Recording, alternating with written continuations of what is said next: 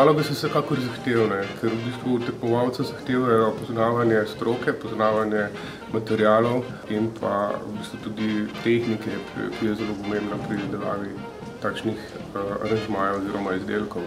Ja, punce sta se, mislim, da zelo dobro izkazale, kljub celotnemu pritisku. Ja, izkazale so se, predvsem so se izkazale, da v bistvu resno podležete tem pritiskom.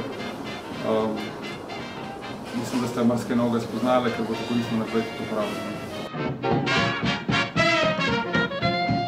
Naredili smo venec za kao zmagovalca enega športa, ki se da okoli vratu. Uporabljali smo več različnih rozc, uporabljali smo zeleno, oranžno, rdečo barvo, vrtenca, lariosa, gerbera, nageljčki, hiperikum, sočenca, marjetke.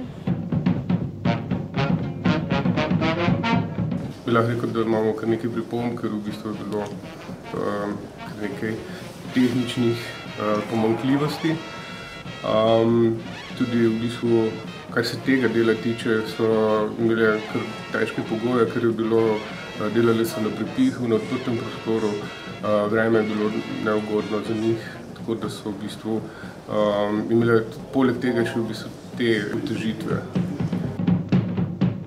Cvetličar, ki se že šolajo za ta poklic, da enostavno se pokažejo, dokažejo in preizkusijo svoje znanje. Hkrati gre pa tudi za dvig kvalitete pri cvetličarjih. Nekatere stvari bomo seveda morali še malo dodelati, izdelati, ampak na ta način se sam nivo v Sloveniji tudi dviguje.